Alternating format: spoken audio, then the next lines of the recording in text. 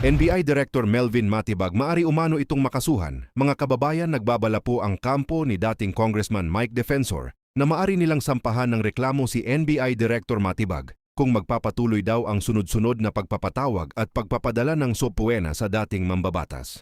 Ayon nga po sa pahayag ni Attorney Ferdinand Topacio, pinag-aaralan na daw nila ang posibleng paghahain ng kaso sa Department of Justice o sa Ombudsman dahil sa itinuturing nilang pattern of harassment laban daw sa kanilang kliyente. Ito, pakinggan po natin si Attorney Topacio. Ay pag-aralan po natin kasi ayoko nang i-discuss, it might be an idle exercise kasi mukhang sa tingin ko ay naunawaan naman ni Agent Raimundo at i-report niya sa kanyang hepe yung standard at sana ay kahit paano, paminsan-minsan man lamang ay gawin ni Director Matibag yung tama. Kasi may kasabihan nga tayo, di ba? Even a broken clock is right twice a day. Baka makachampang tama naman ang gawin. Ano yung nakikita nyo pwedeng maging basihan para panagutin naman po siya kung meron man? Yung harassment, marami na po tayong mga batas na nagpaparusa sa government abuse of governmental powers. Pag-aaralan po natin yan at tignan po natin kung titigil na rito, we will let bygones be bygones. Ang akin lang mensahe kay Director Matibag, boss, tagal mo na naman sa mundo. Although mas matanda ako sa iyo, alam mo naman na ang mundo ay bilog. Huwag naman ganun. Hinay-hinay lang, petics lang, boss, kasi hindi habang panahon ikaw ay nasa poder. So, tingin niyo, sir, sino yung source ni Director Matibag din sa 5 million bribe? Sa tingin niyo lang po? Hindi ko alam eh. Sinasabi nila, yun lang sinasabing ni Jan, yung Bianang Hilaw, yun namang nakita namin, redacted naman. Ayaw naman niya sabihin. Doon na niya sabihin, pakita niya yung affidavits ng mga sinabing sinusuhulan daw sila, sasagutin namin. Doon na lang para hindi magulo.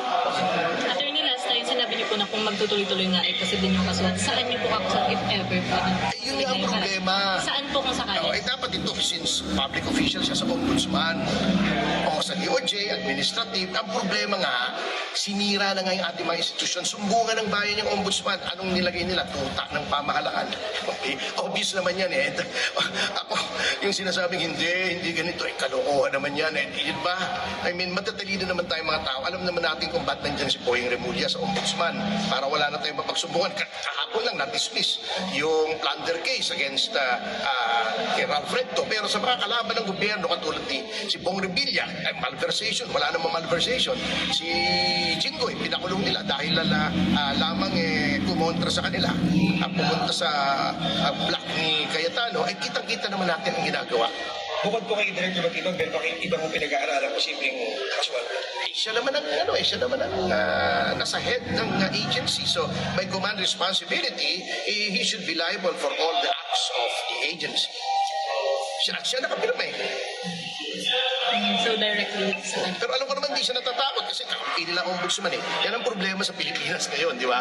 Walang kinakatakutan kapag ang mga opisyal natin begin to act with impunity because alam nilang walang liability kasi kakampi nila lahat ng sumbungan.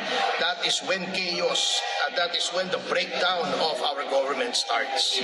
Samantala, mga kababayan, VP Inday Sara Duterte nagsalita na sa tila pagkawatak-watak ng mga senador. Binigyang diin ni Vice President Duterte na dapat daw mag-usap ang lahat ng 24 na senador upang matukoy ang tunay na prioridad at mandato ng kanilang institusyon na naayon sa saligang batas. Ito, pakinggan po natin si VP Sara.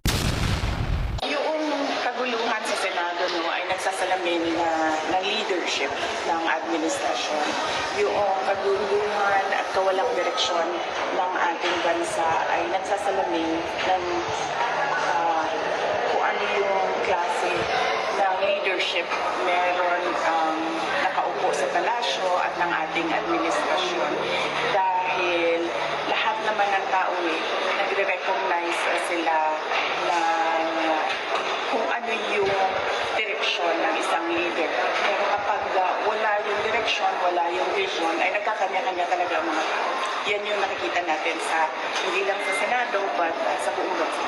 Sila ay hindi dalawang grupo, kundi isang institusyon ay dapat pag-usapan noong